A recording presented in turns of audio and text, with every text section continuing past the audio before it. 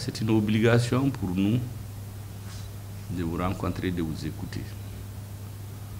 Parce que l'action d'un gouvernement, c'est vrai, c'est ce que les conseils écrivent, les études, mais c'est aussi ce qu'on apprend au contact des populations.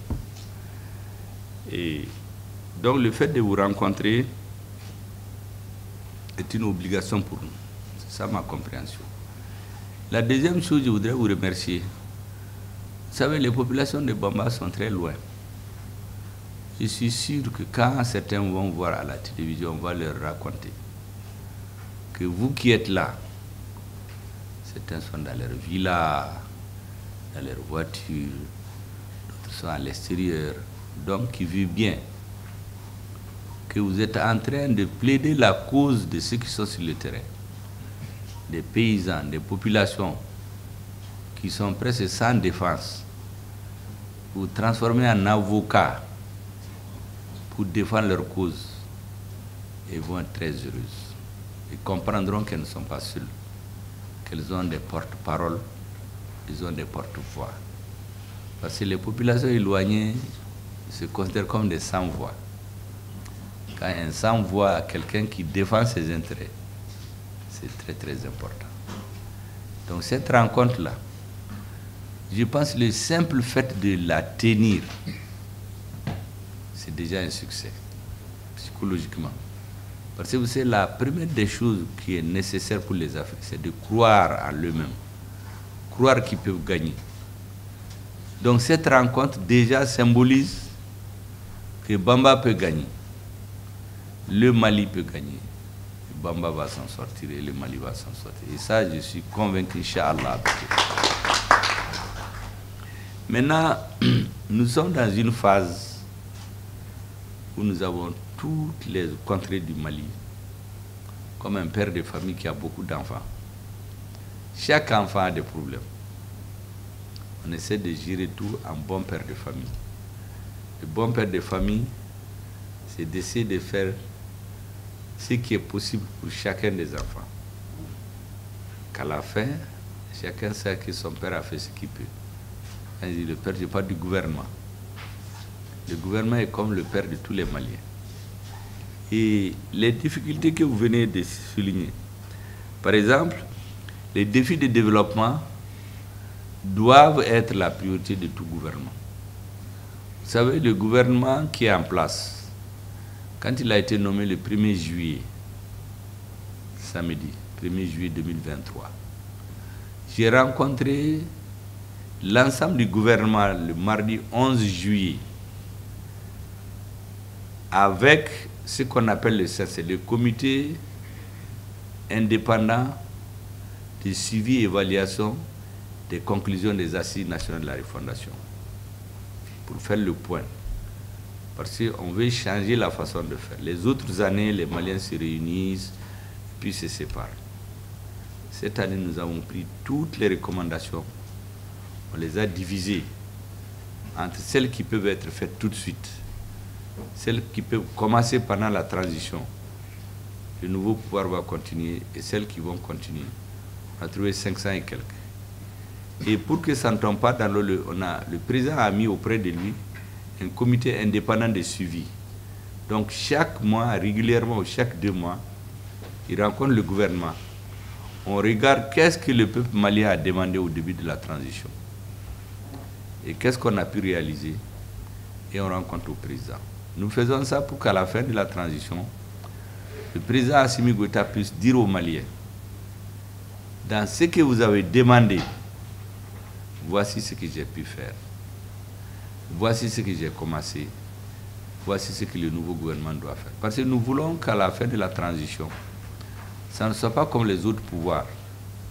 Les gens viennent, ils font leur temps, ils s'en vont. Nous voulons qu'à la fin de la transition, chaque Malien, chaque Malienne de l'intérieur et de la diaspora qui s'interroge intérieurement, qu'il puisse dire en réalité ces hommes et ces femmes de la transition ont fait ce qu'ils peuvent. Maintenant, les nouveaux venus vont faire le reste. Comme ça, on a la satisfaction morale d'avoir cette appréciation du peuple. C'est pour cela donc qu'il y a ce comité. Et donc, la première rencontre du nouveau gouvernement avec le comité, voici ce que je leur ai dit. Je leur ai dit que les questions de défense et de souveraineté, nous sommes là-dessus depuis 2 ans. Effectivement, en 2021, c'était très difficile. Peu de gens croyaient qu'on allait se prendre en charge. Je me rappelle quand j'ai rencontré les partis politiques ici la première fois, quand je leur ai parlé des assises nationales, certains m'ont dit non, votre rôle, ce n'est pas de venir faire des réformes, de la refondation. Organiser des élections et puis partir. Le nouveau gouvernement qui est plus légitime va faire ces réformes. Et effectivement, quand tu écoutes ce discours-là, c'est convaincant. Même la communauté internationale, ça son discours. Mais c'est un discours spécieux pour tromper. Parce que la transition, il y a des causes, ce n'est pas à cause des élections qu'il y a la transition. Il y a la transition parce qu'il y a des problèmes qui ne sont pas résolus. Donc je leur ai dit, la transition doit d'abord s'attaquer à ces problèmes, les résoudre, avant de partir ou commencer à les résoudre. C'est ça ma vision. Sinon, si on vient juste pour faire des élections, on va se retrouver avec les mêmes personnes et les mêmes problèmes vont rester. Les gens m'ont dit non, que ça, ce n'est pas démocratique. C'est ce jour-là que j'ai sorti la fameuse phrase qui a été transformée après. Je leur ai dit que vous savez, Ambe malien, Ambe douda kelen femi, ante boda kelen fede. Bon, certains sont allés dire en ville que j'ai insulté les partis, je ne les respecte pas, c'est pas vrai. Pourquoi j'ai rappelé tout ça? Parce que nous avons la conviction qu'un peuple, après sa sécurité physique, il a besoin d'être nourri. C'est comme un enfant. Il vient au monde, il crie. S'il ne crie pas, c'est qu'il est mort. Il crie pour vérifier le nouveau monde où il vit. Est-ce qu'il est sécurisé? La deuxième chose, il cherche à téter, il cherche à se manger. La troisième chose, il cherche à être en bonne santé. La quatrième chose, la quatrième chose, il cherche à apprendre, à être en bonne santé, à apprendre. Je dis donc un gouvernement, quelle que soit la façon dont il vient, par élection, par succession dynastique, par renversement militaire, il y a 4 éléments de légitimation d'un pouvoir. Tout pouvoir qui ne peut pas assurer la sécurité physique de ses citoyens, il ne peut pas être légitime, même s'il est élu à 100%. Tout pouvoir qui vient doit garantir le minimum de nourriture à sa population. Un homme qui a faim ne peut pas assumer ses droits. Quand vous êtes bien nourri, vous voulez vous sentir en bonne santé. La sécurité sanitaire. Quand vous avez la sécurité sanitaire, vous voulez comprendre, vous voulez être instruit, analysé. Voici les principaux éléments de légitimation d'un pouvoir. Il doit sécuriser sa population, la nourrir, la soigner, l'éduquer. Tout le reste va venir. J'ai donc dit au ministre que 2021-2022, nous nous sommes battus pour qu'on nous reconnaisse et nous respecte. Ça a été imposé. On était seuls. Aujourd'hui, on est 3, mais en ce moment, on était seuls. J'ai dit, mais aujourd'hui, axons nos efforts sur les questions de développement aussi. Parce que je connais l'histoire des peuples. Si on ne fait pas ça, si le peuple a des problèmes de développement, il n'a pas à manger, se soigner, éduquer, les mêmes qui nous applaudissent aujourd'hui vont prendre des cailloux pour nous renvoyer. Mais quand j'ai dit ça, pour moi, c'était pour expliquer la tâche suivante. Mais le lendemain, il y a des gens qui sont levés à Bamako, dans les réseaux. Ah, le Premier ministre, il a trahi les militaires, il veut quitter, ainsi de suite. C'est ce que j'appelle les ignares triomphants. Vous savez, certains ont pensé que c'est une insulte. En réalité, c'est un terme littéraire, c'est Senghor qui l'a utilisé. C'est les gens qui croient qu'ils connaissent tout, mais ils ne connaissent rien. Ils m'ont insulté. Il y a un jeune même qui a dit que depuis que je suis sorti de ma maladie, là, je suis un peu sénile. Peut-être que je suis un peu fou d'ailleurs, c'est pourquoi je parle comme ça. Bon, je l'ai entendu récemment s'excuser sur les médias. Et lui, il a dû insulter des gens, alors qu'il a l'âge de mon fils. Ils ont tout fait, moi je n'ai rien dit. Parce que les questions de développement, vous venez d'en parler. Les questions de santé, d'alimentation, d'éducation, si cela n'est pas fait, la défense et la sécurité et la souveraineté, là, ce sont des valeurs. On a besoin de ça. Mais après, il faut manger, il faut dormir, il faut se soigner, il faut s'éduquer. Donc ce que vous demandez là, c'est ça notre priorité aujourd'hui. Heureusement que ceux qui ont passé le temps à m'insulter, le président leur a répondu, parce que quelques jours après, il est allé à Caille. Il a inauguré beaucoup d'actions de développement. Donc, comme pour dire, ce que je leur ai dit là, c'est ça la vérité. Quelque temps après, d'ailleurs, on a instauré l'AES.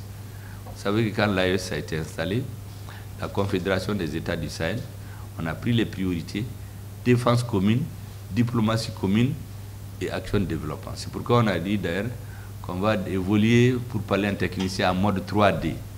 Développement, diplomatie, et disons défense, diplomatie, développement.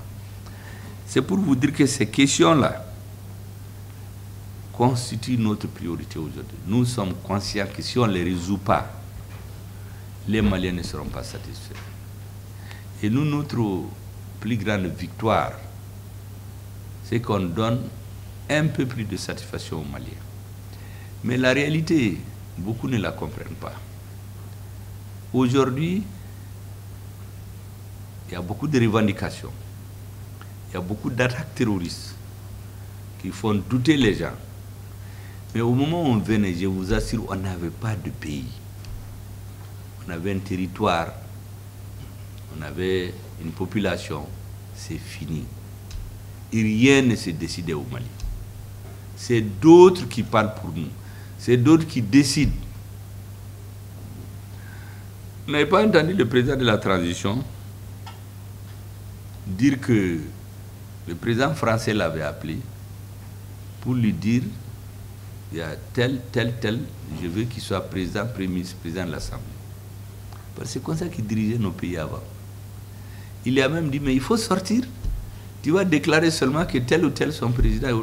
Parce que c'est comme ça que ça se faisait avant. On n'avait pas de pays, on était la chose de quelqu'un. C'est à ça qu'on a mis fin.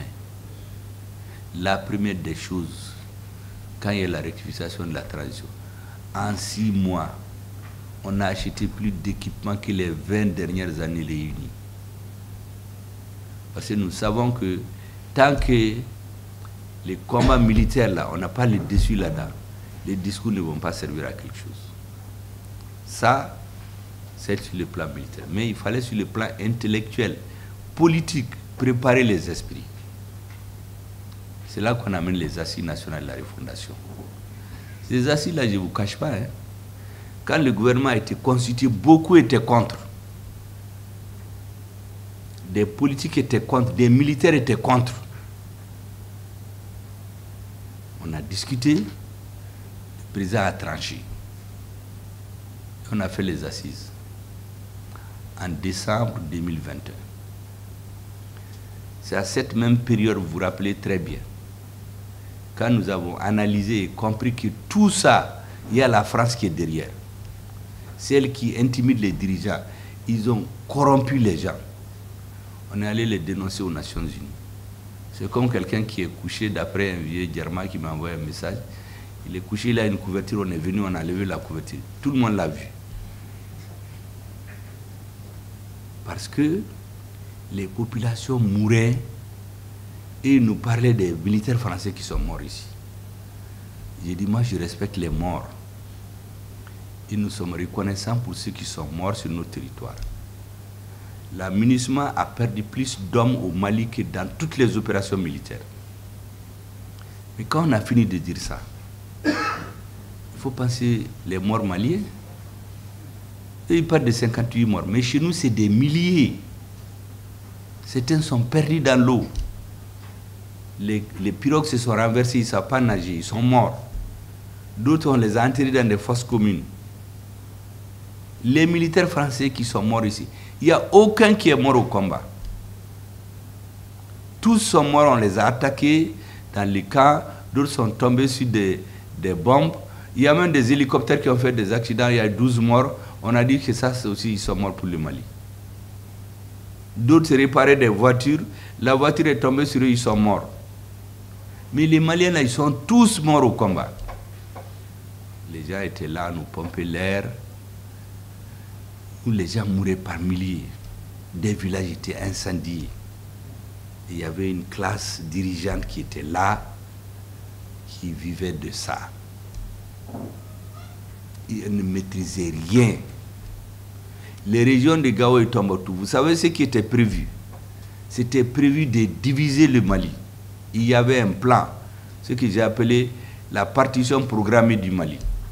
Il fallait maintenir 10, 20, 30 ans dans cette situation de ni paix ni guerre. Et au bout de 20, 30 ans, tous ceux qui comprennent vont mourir. Il y aura donc des jeunes jouisseurs, qu'on tape les épaules, mon cher ami, rentre dans les avions, on met du parfum. Et c'est eux seulement, avec le reste de la population, ce sera comme du bétail. À Gao et Tombouctou, toutes les grandes maisons là sont achetées par des narcotrafiquants. Ta maison coûte 20 millions, on te donne 40. Tu vends, tu vas construire une maison derrière. Donc dans 20-30 ans, toutes les populations originelles là, elles vont se retrouver à la périphérie. C'est des narcotrafiquants et autres escrocs là qui vont être au centre-ville. On va faire les élections, ils vont prendre l'argent à les corrompre, ils seront majoritaires dans les institutions. Donc ils vont faire voter les lois de partition légalement du Mali. C'était ça qui était prévu. Les gens ne pouvaient rien. Vous voyez des choses, vous ne pouvez rien. La mine de fer de manganèse de Tassiga, moi je suis de là-bas. Depuis 2009, il y a des camions qui prennent, ils passent par des pays, ils vont au port, c'est embarqué dans les bateaux, ils s'en vont. J'ai tapé à toutes les portes. Là-bas, chaque 2 ans, on élimine le maire. On amène un nouveau. Ou bien ceux qui sont là, on corrompt les gens. En réalité, c'est pour exploiter les minerais. À Kidal, il y a des mines d'or. Des milliers de gens quittent des petits pays africains pour exploiter l'or. Quand l'or sort, 100 kilos, 90-95 kilos vont en France, vont quelque part. Parce que pendant qu'il y a la guerre, les gens font les affaires. Maintenant, on prend les peu de kilos là et on vise les membres de l'oligarchie. Des cadres qui sont dans les mouvements armés, des hommes politiques, des militaires, des juges. On corrompt tous ceux qui ont droit à la parole. Des hommes de presse. Si une population de 22 millions, peut-être qu'ils ne dépassent pas 1 million. Donc, et on tient le pays dans une sorte d'esclavage. Le Mali ne pouvait même pas payer une lunette à vision nocturne. On ne peut pas. Ce qu'on a payé là, on sort l'argent. Il y a des cadres qui détournent avec la complicité des amis, entre guillemets, du Mali. L'argent est déposé dans les banques. On achète des bâtiments. Et on est là à Bamako, on parle, on crie, on fait des élections, on gagne. Les militaires meurent, on n'a même pas de quoi les transporter. On met dans les fosses communes. On les enterre comme des poulets. On ne peut même pas amener les corps et les enterrer dignement. Pourtant, l'argent est sorti pour acheter un simple avion de transport. Soit on a détourné, ou on a acheté un avion. Nous, on est venu trouver un avion qu'on a acheté cash. Pendant 1 an, l'avion était garé en Occident. On n'a pas voulu nous donner. Alors qu'on a payé l'argent. On fait les guerres, on tombe sur un village. On prend des gens, on les habille en dozo. Ils viennent, ils massacrent tout le monde. Ceux qui sont là-bas aussi s'élèvent, ils tombent sur eux. Dès que le sang coule, ça devient du poison. Les Peuls et les Dogons se tuent. Au début, moi je rappelais tout de suite aux jeunes, 2015-2016, c'est les leaders Peuls qu'on ciblait pour éliminer. Et les grands marabouts. Mais le pouvoir ne faisait rien. On était à Bamako, on voyageait, on dansait. Finalement, on va brûler les hameaux Dogon. On fait semblant de se réfugier chez les Peuls. Ils viennent, ils tombent sur les Peuls. Et puis l'étincelle est partie. On va au nord, on fait des bases militaires.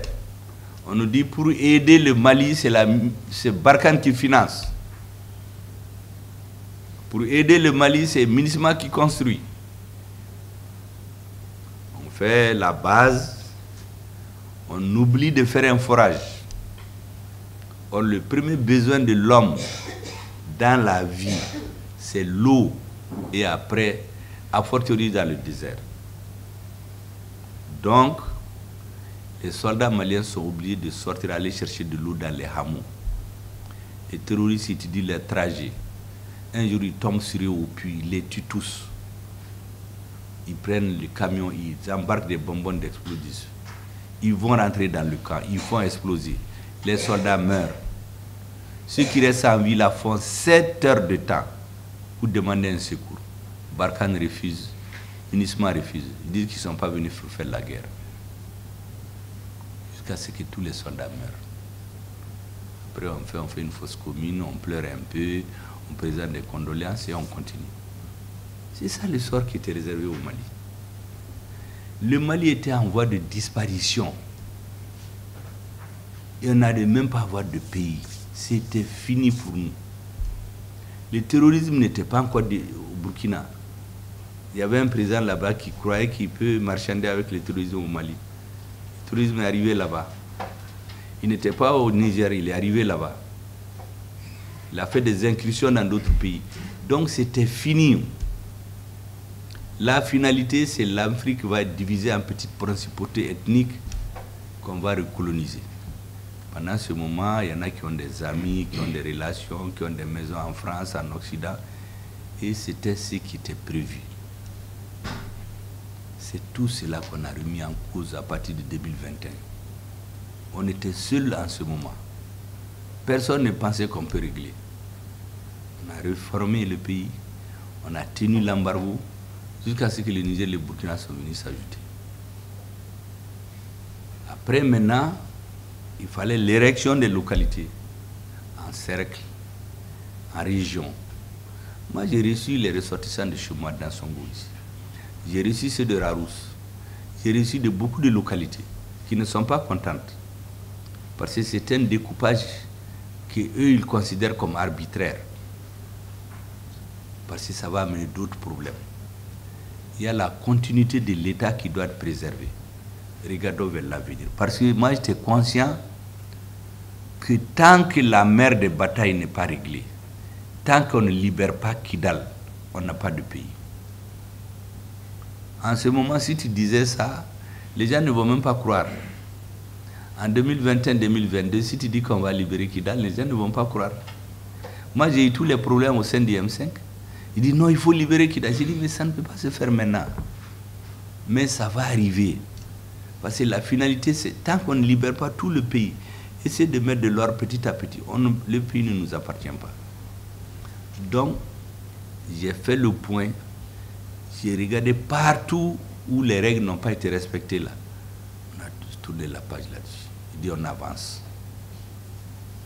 Parce que d'autres Maliens sont en train de se tuer, ils sont au soleil, ils meurent. Pendant qu'ils sont dans ça, évitons des polémiques ici à Bamako. C'est comme ça qu'on a tout laissé, les gens dans Songo, les gens de Rarousse, les gens de Gao. On a calmé les choses, on avance. Parce qu'en ce moment, on n'avait pas pris Kidal encore. Parce que l'armée était en train de se préparer. En ce moment, c'est les bases militaires qui étaient attaquées. Ça, c'est fini aujourd'hui. Parce que les terroristes, on est allé les trouver chez eux. On a détruit leurs bases. On a pris des terroristes avec les preuves qui sont sponsorisées par l'extérieur. Ils sont armés, ils sont nourris, ils sont équipés. En ce moment, on a avancé. Quand on a vu que tout est prêt, on a dit qu'il faut quitter notre pays. On a chassé Takuba, on a chassé G5 Sahel, on a chassé Barkhane. Et puis le grand-père là, le père là, on s'est occupé de lui. On leur a dit de quitter notre pays. Quand ils ont quitté, les gens ont dit là-bas, à l'extérieur, que ça n'arrivera jamais. Que nous là, on est en train de faire de la fanfaronnade. Et les militaires maliens, ils ont fait ce que personne n'attendait. Ils ont pris Ber. Personne ne s'attendait à ça. Quand on a pris Berk, qu'est-ce qu'ils ont fait? C'est les services secrets de certains pays qui sont allés attaquer le bateau de Tombouctou pour tuer des innocents, pour que la population se révolte contre le gouvernement. Il y a eu plus de 60 morts. Même l'autre jour, quand le président a reçu les pipis de la République, j'ai vu un enfant là-bas, sa mère est morte. Il n'arrive même pas à se développer parce qu'il n'y a pas à manger. Heureusement, le président a dit aux gens que désormais l'État va le prendre en charge. Même ces zones ne se développent pas. Vous savez, il y a plus de 60 morts. La CEDEAO là, a fait une réunion. Ils n'ont même pas fait cas de ça. Aux Nations Unies, même une lettre de condoléances à notre président, il y a des pays qui se sont opposés. À partir du moment où c'était très clair pour nous que si on ne prend pas nos décès, personne ne va nous aider. Ils ont des relais ici qui ont le verbe très haut. Ah, le gouvernement là, c'est des va-t-en-guerre, il faut la paix, vraiment. Ça, c'est des gens qui travaillent pour eux. Ils voulaient révolter, ils ont mis Tombouctou sous embargo. Gao aussi sous embargo. Heureusement, les populations du Nord ont été très sages. Elles ont tenu. On les a cognés à Ber là-bas. On est allé à Nefis, ils ont fui. À Kidal. Mais ce qui s'est passé là, beaucoup ne savent pas où. On a dit que les forces internationales vont quitter notre pays de façon ordonnée, sécurisée par notre armée. Qu'est-ce qu'ils ont fait? Le jour où on doit aller à Kidal, on se donne rendez-vous le matin. On vient, on nous dit qu'ils sont partis depuis la nuit, qu'ils sont en insécurité. J'ai dit, ah bon? Vous êtes venus nous sécuriser et puis vous fuyez parce que vous êtes en insécurité? Déjà la nuit, ils ont transféré toutes les armes lourdes là aux terroristes. Mais ce qu'ils ne savent pas, nous on s'était préparé, les chefs militaires maliens. C'est pourquoi je dis souvent, quand je dis que c'est les militaires maliens, c'est des monobodéons là, il y en a qui pensent que je leur chante des fleurs comme ça. Ce que les militaires maliens ont fait, c'est digne d'être enseigné dans des écoles militaires. Et ils ont pris Kidal, chez Maoulika Bafanka, d'après les Bamara. Les gens ont fui. Les armes lourdes qu'ils ont transférées, on les a scellées, on les a détruites un à un. Ils ne savaient pas ça. Bon, pendant qu'on était dans ça, c'était très difficile de s'occuper de certaines choses. Mais on ne peut pas tout expliquer aux gens. En ce moment, on était seuls. Le Burkina est venu après. Le Niger est venu après. Aujourd'hui, on est plus large. On met nos efforts ensemble. Donc, pour que vous compreniez dans quelle situation on était. C'est pourquoi je chahute souvent les gens. J'ai dit on était dans des zones de turbulence. Maintenant, là, on est en vol automatique. Parce que les agrégats principaux de notre souveraineté, de notre indépendance sont dans nos mains. Maintenant, qu'est-ce qu'ils font? Vous allez regarder aujourd'hui. Attaque à Menaka, à Tinzawatan, à Mopti, à Nara, partout pour éparpiller nos efforts. Parce qu'ils pensent qu'on va se décourager. Moi, j'ai dit aux gens qu'on va plier, mais on ne va jamais rompre. Cette bataille-là, on va la mener jusqu'à son terme. Ceux qui vont vivre, ceux qui ne vont pas vivre ne vivront pas. Mais à la fin, là, on va la gagner. Pour recouvrir notre liberté et faire ce qu'il faut pour notre peuple. C'est ce qu'on n'avait pas avant. C'est pourquoi les militaires maliens, ce qu'ils ont fait, on ne va jamais être suffisamment reconnaissant pour eux. Parce que sans eux, tout le discours politique qu'on tient là, il ne sert à rien. Mais sans le discours politique, pour que les Maliens comprennent ce qui se passe aussi, ils n'auront pas le soutien nécessaire. Donc on se complète tout. C'est ce qui m'a fait dire à certains que quand un militaire tire sur quelqu'un, il tue une personne. Mais quand on parle à des milliers. Parce qu'eux aussi, ils ont besoin de comprendre.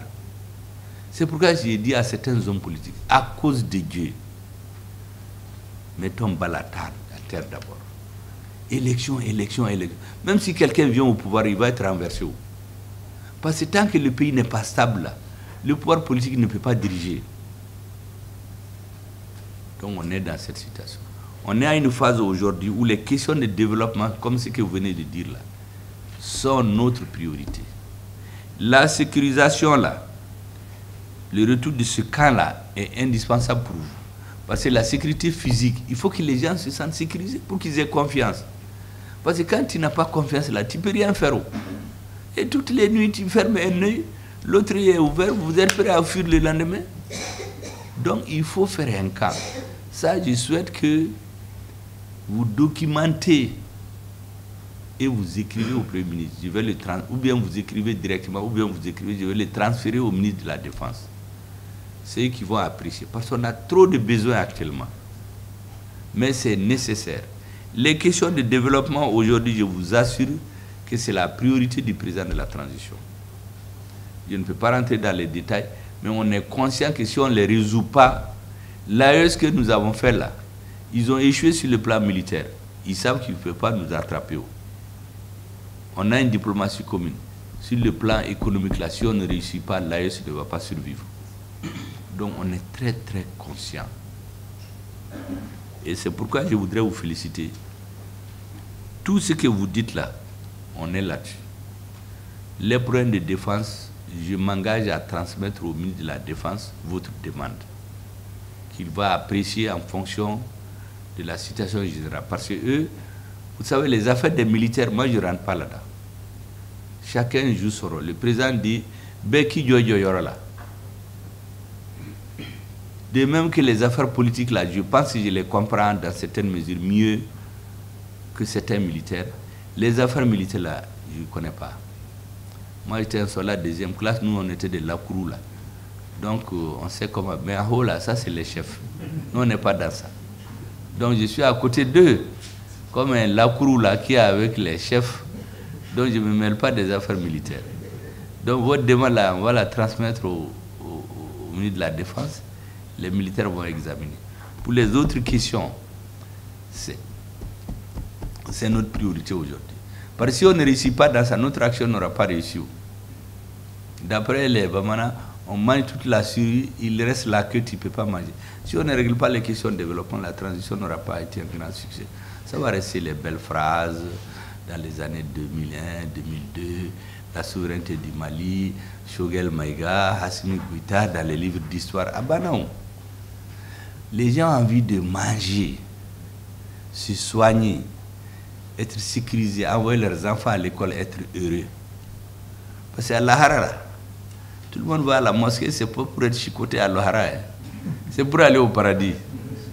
Donc il faut créer les conditions pour que les gens puissent préparer leur paradis. C'est pour vous remercier, Monsieur le Président. Moi, je suis très content de votre démarche. Je suis très heureux. On ne peut pas tout régler. Mais un problème bien posé est à moitié résolu. Le simple fait que vous retrouvez ici, comme je l'ai dit au début, les ressortissants de Bamba, j'ai dit la même chose à ceux de Rarousse, la même chose à Délikaou. Le simple fait que les populations sentent là-bas qu'ils ont des avocats ici, qui les défendent, qui mettent la pression si c'est nécessaire, c'est déjà un grand succès. Pour le reste, faites-nous beaucoup de bénédictions. Nous faisons tout ce que nous pouvons. On est là pour la transition. Nous savons qu'on va partir, d'autres vont venir. Je l'ai dit à tous les conseillers ici, on est tous de passage. Le seul chose qui n'est pas de passage, c'est ce bâtiment-là. Donc nous voulons que le jour où on doit partir là, vous-même vous puissiez nous dire avec des bénédictions parce que vous avez fait ce que vous pouvez. C'est tout ce que je demande de votre part. Pour le reste là, vraiment il faut nous faire des bénédictions. Vraiment hansa ka fondo we. Wo kan wannati hay berino. Parce que be honda Bamba bore di war telewora. Kanti wanno haka di gouvernement borbero. Ka Bamba bore shandawi kangiga. Nge fare kan shigo téléphone kan shido, santé shido, ngayen shido, cewo shibori lokole shibori warga ba kango mo willi les camps militaires kan shino warga ba ma willi. On warga bi mi sécuriser.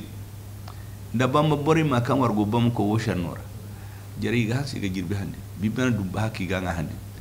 Ziga na ngay gonda avocat hen na mbamako. Donc ga hasi ga war fondo bi. Camp militaire o wa hantumene.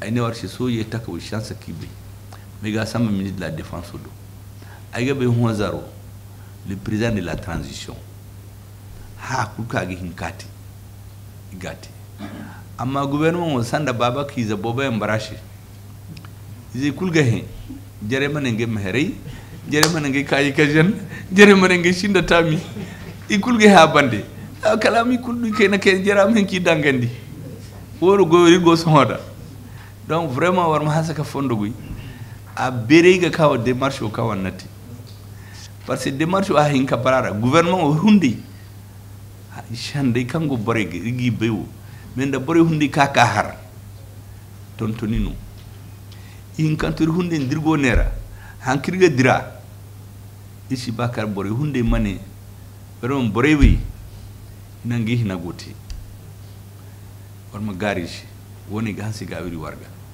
nda bore na cerdi hon zaro shande go maliga bore diga bu amma zahuta irhun tamtare ro hon borkul shirmai bahe berino peut-être bore shidia ine boro ni zakarin shi bi kana fagira kala han kan futani ni kari kan shi ha goro woti liberté o kangirga donc chenda liberté o kam bore doa honzaro bore shidia o amma hani shirbam mewo mali kultam no watidin donc woni gaba wo se gaba war ma ka fondo bi wo ka wana ta berega ay gaba il babu kango wardi magarishi garari matu ma shaddan we ngewi borberia no orgadi hamiga yuttu ga hansi iga men da bamba bore di boro gango bamba ko aga yuttu takko wa ko ngi shannoti iga ningi gondo boro bamba ko o moy kanga ngi shanniti donc fondo ko merci beaucoup